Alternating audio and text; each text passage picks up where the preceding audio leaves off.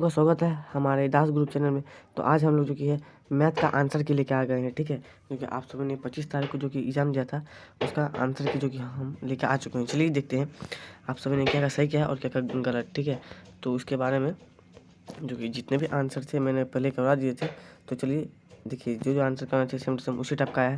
देखिए, एक ही आधार पर और एक ही समांतर रेखाओं के बीच स्थित एक त्रिभुज और एक समांतर चतुर्भुज का क्षेत्रफल अनुपात का क्षेत्रफल क्या होगा, ठीक है।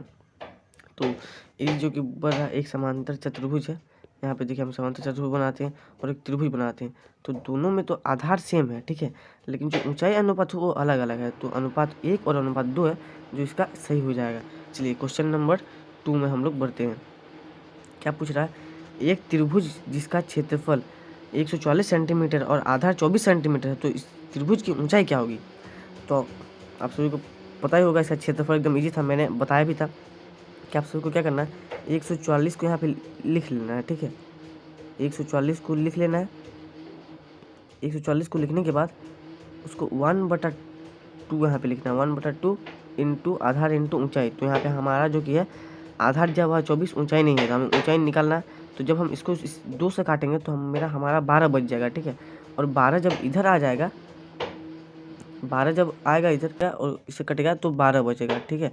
तो इसका राइट आंसर जो कि है 12 होगा। तो ऑप्शन 2 का राइट आंसर 12 सेंटीमीटर पे टिक मार दीजिए। चलिए क्वेश्चन नंबर 3 पे चलते हैं।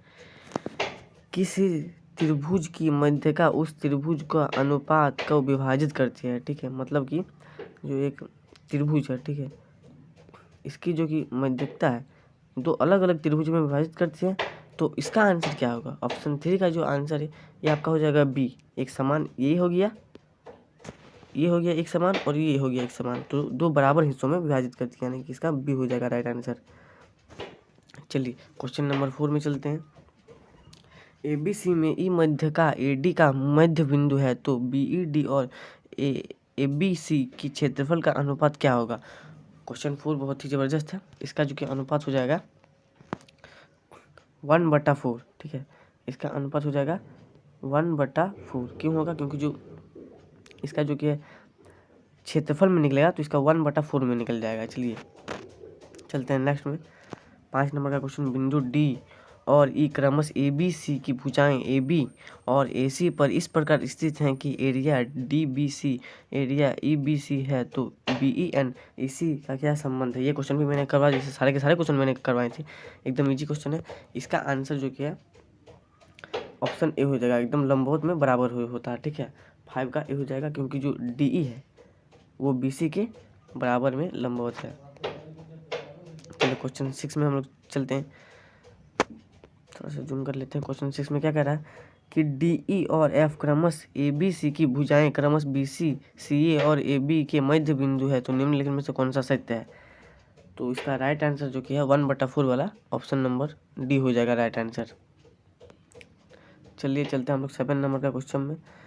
किसी कोण ABC की मध्यका उस त्रिभुज को विभाजित करती है हमेशा 2 बराबर भागों में, ठीक है। कैसे कि जैसे कि मान के चलिए हम यहाँ पर हम लोग अपना एक त्रिभुज लेके चलते हैं।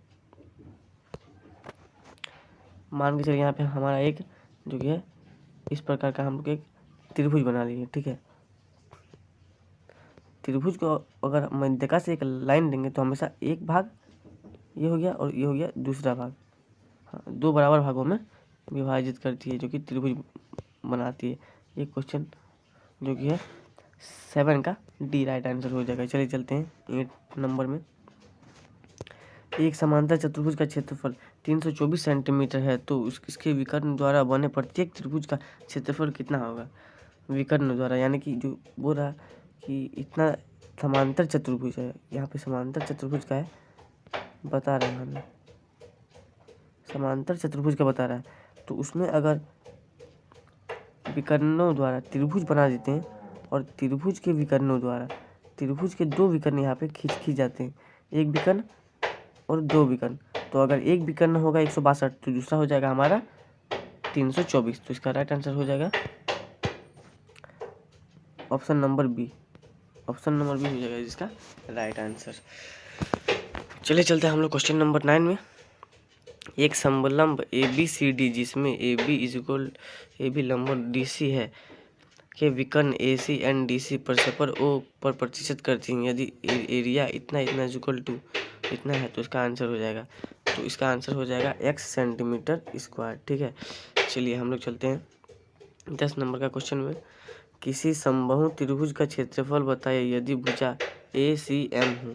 तो ये तो मैंने आप सभी को इसका फॉर्मूला भी बता दिया था। इसका फॉर्मूला जो कि ऑप्शन नंबर जो किसी हो जाएगा, इसका फॉर्मूला हो जाएगा √3/4 और यहाँ पे A², ये हो जाएगा। ये फॉर्मूला आप सभी को याद रखना है क्योंकि फाइनल एग्जाम में भी काम आने वाला है।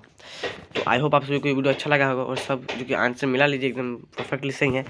देखिए यहाँ पे जो कि कुछ सब्जेक्टिव क्वेश्चन भी दिए हुए हैं। सब्जेक्टिव क्वेश्चन भी मैंने बता दिए थे, हाँ मैंने सारे के सारे सब्जेक्टिव क्वेश्चन भी बता दिए थे। तो आई होप आप सभी को ये वीडियो अच्छा लगा होगा। नीचे टेलीग्राम का लिंक है, व्हाट्सअप ग्रुप का भी लिंक दिया हुआ। अगर आपको PDF वगैरह चाहिए तो वहाँ पे ज्वाइन हो सकते हैं। आप सभी को वीकली टेस्ट का सब्जेक्टिव PDF मिल जाएगा। Thank you so much.